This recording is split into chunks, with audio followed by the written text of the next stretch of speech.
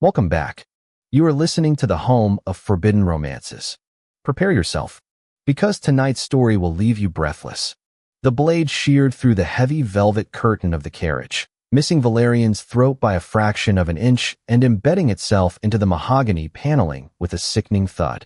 Rain lashed against the fractured carriage roof, a deafening roar that competed with the screams of dying horses and the clash of steel outside. Valerian didn't scream. He couldn't. Fear had frozen the air in his lungs, turning his blood to ice. He scrambled backward, his silk robes tangling around his limbs, his eyes wide and fixed on the jagged tear in the fabric where the assassin's steel had entered. Lightning fractured the sky, illuminating the interior in a stark, strobe light flash of white terror. And in that split second, the carriage door was ripped off its hinges.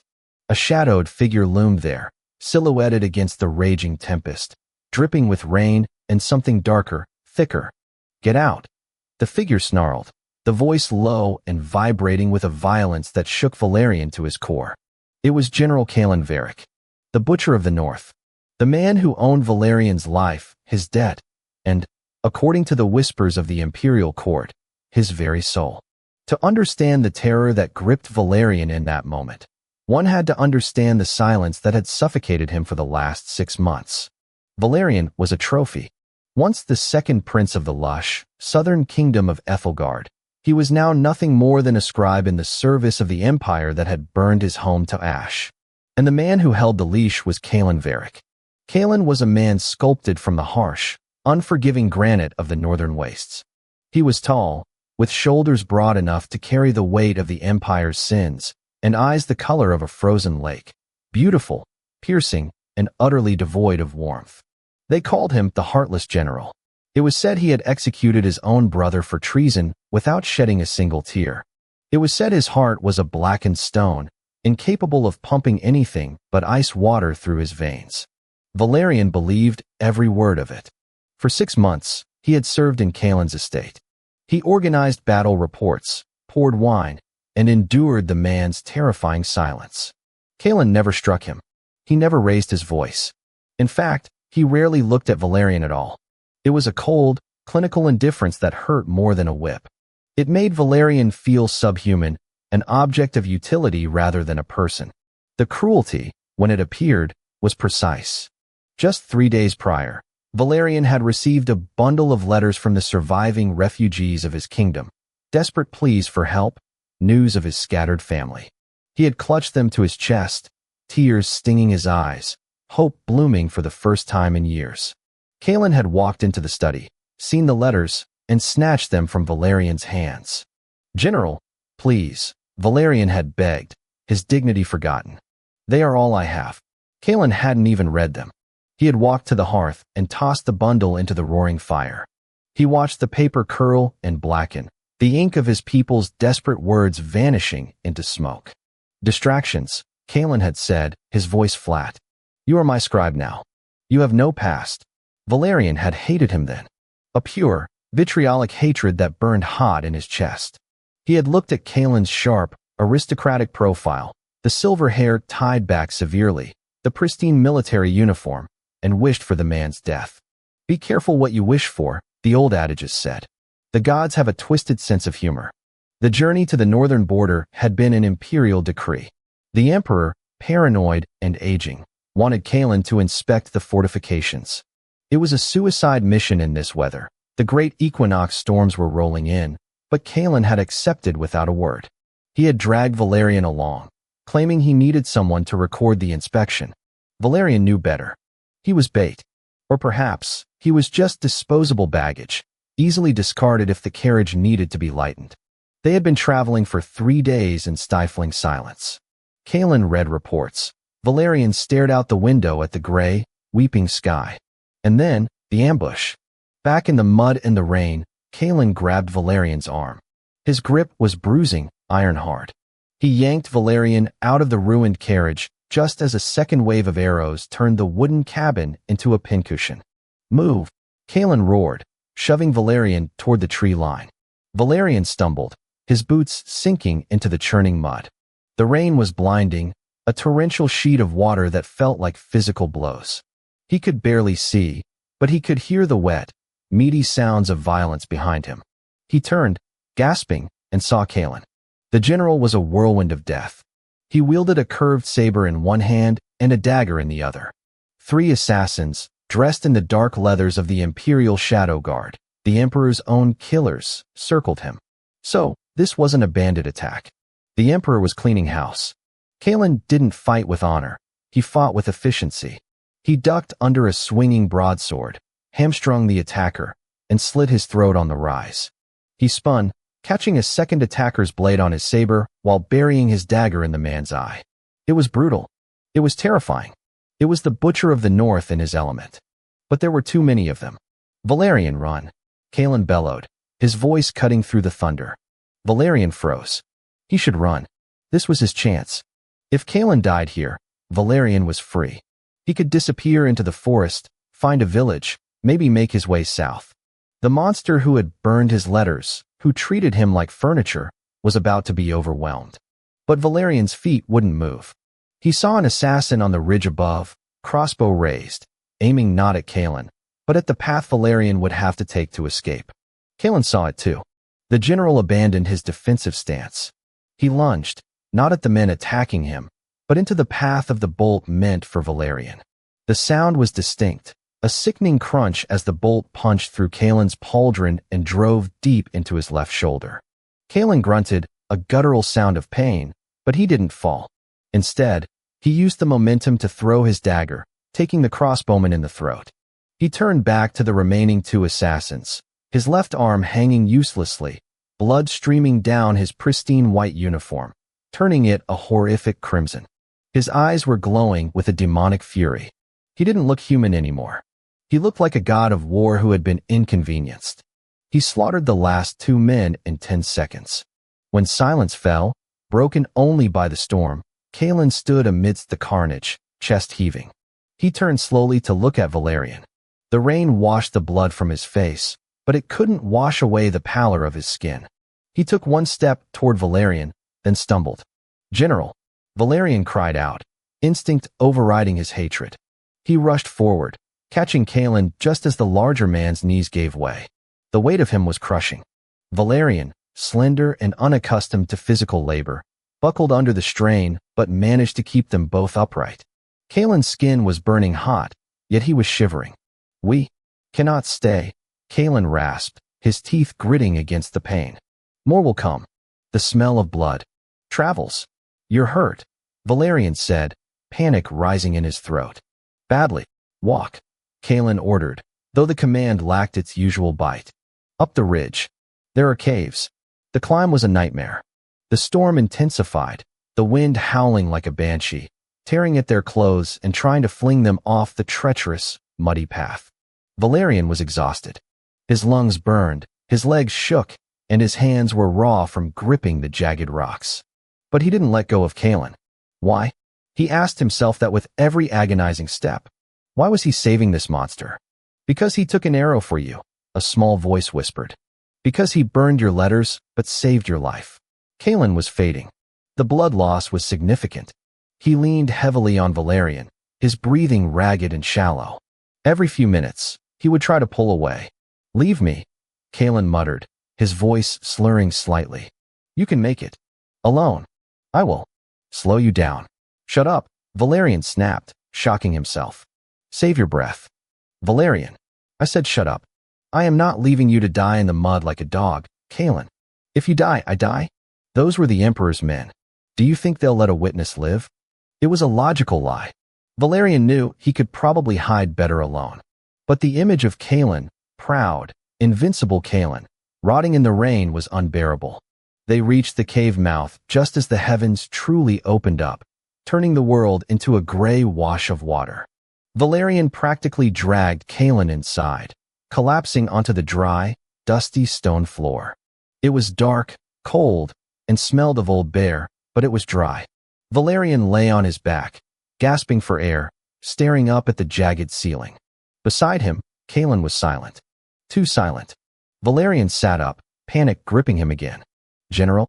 Kalen was slumped against the cave wall, his eyes closed, his face ashen.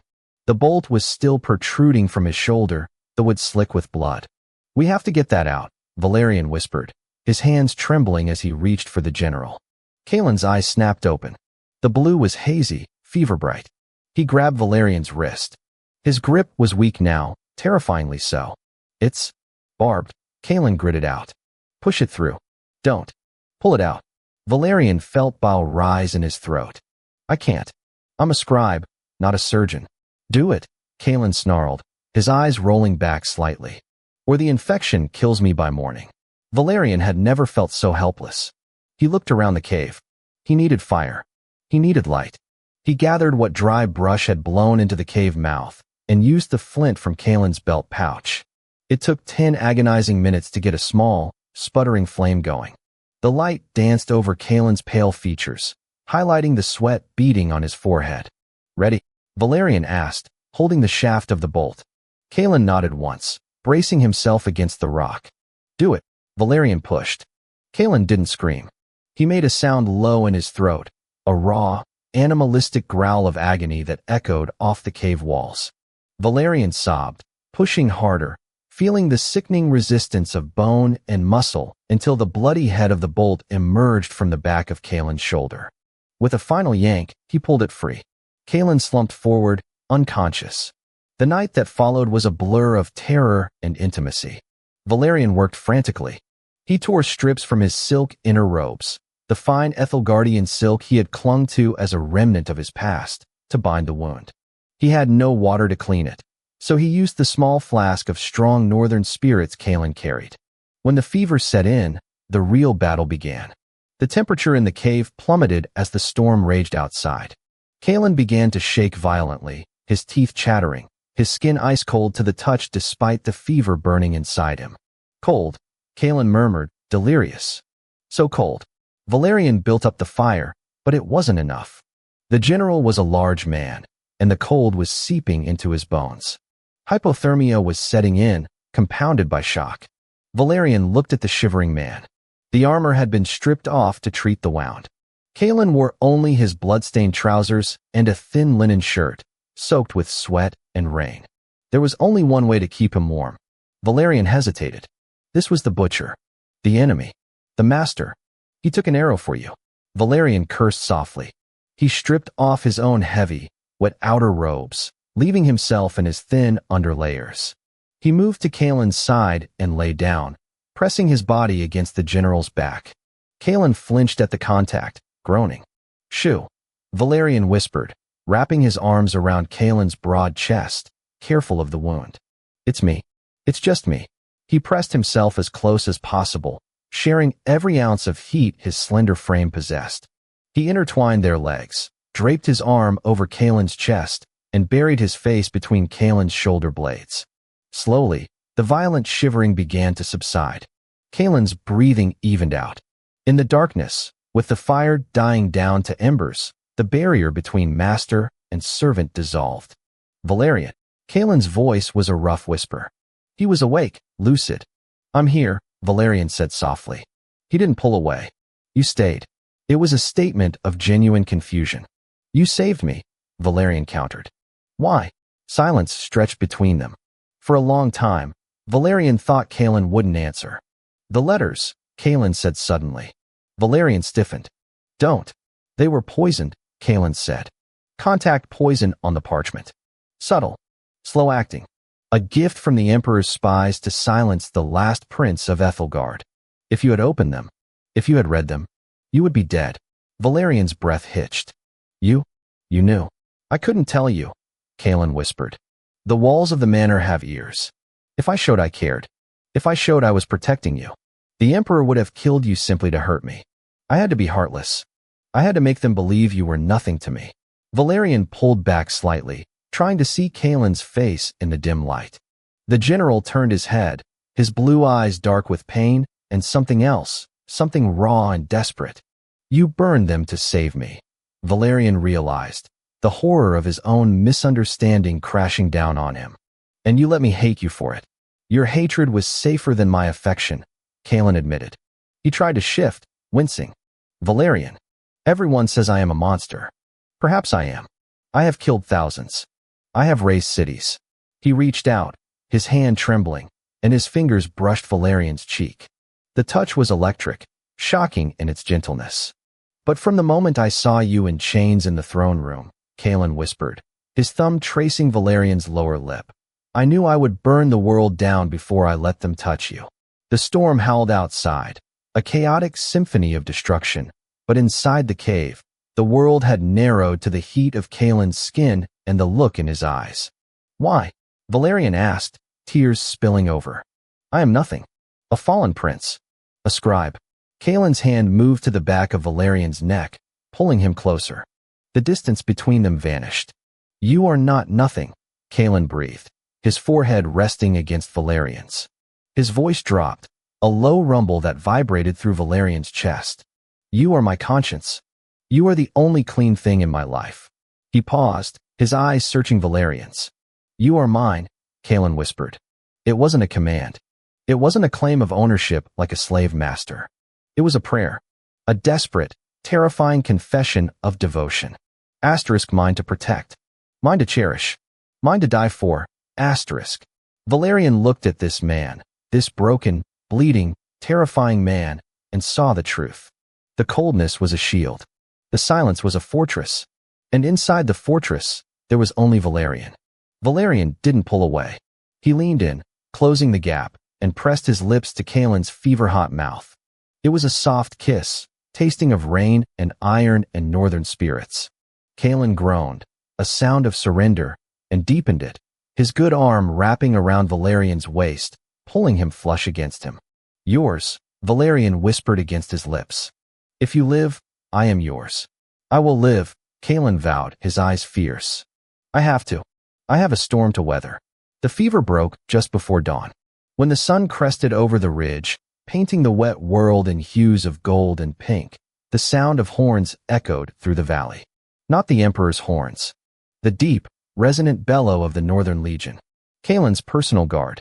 They found them an hour later. The soldiers, hardened veterans who had seen every horror of war, stopped dead in their tracks at the sight. Their general, the Heartless butcher, was sitting against the cave wall, pale and bandaged. And asleep in his lap, wrapped in the general's own torn cloak, was the scribe Valerian. Kalen's hand was resting protectively on Valerian's head, his fingers tangled in the dark hair. As the captain approached, Kalen's eyes opened. They were clear. They were sharp. And they were deadly. He raised a finger to his lips. Quiet, Kalen ordered, his voice low but carrying the weight of absolute authority. He is sleeping. The captain bowed low, signaling the men to hold back. Valerian stirred, blinking against the light. He looked up, confused for a moment, until he saw Kalen looking down at him. The mask was back in place, the stoic, unreadable general. But then, just for a second, the corner of Kalen's mouth quirked up. A microscopic smile, visible only to Valerian. The storm has passed, Kalen said softly. Valerian sat up, feeling the soreness in his limbs, but feeling stronger than he had in years. He looked at the soldiers, then back at Kalen. He saw the way Kalen's hand lingered on his shoulder before falling away. They had a war to fight. The Emperor had missed his shot, and the Wolf of the North did not forgive betrayal. But as Valerian helped Kalen stand, taking the general's weight without hesitation, he knew the dynamic had changed forever. He was no longer a captive. He was a partner. And that is how the Butcher of the North found his heart, not by softening it, but by giving it to the one person strong enough to carry it through the storm. If you enjoyed seeing the heartless general fall to his knees for love, destroy that like button. And tell me in the comments, would you forgive a man who burned your only hope if you found out he did it to save your life? I'll be reading your answers. Subscribe for the next chapter. Until then, prompt image. Prompt, masterpiece, best quality, high-res, 1.2. Korean manhwa style, semi-realistic, digital art. 2 men, BL, Yaoi, Man 1.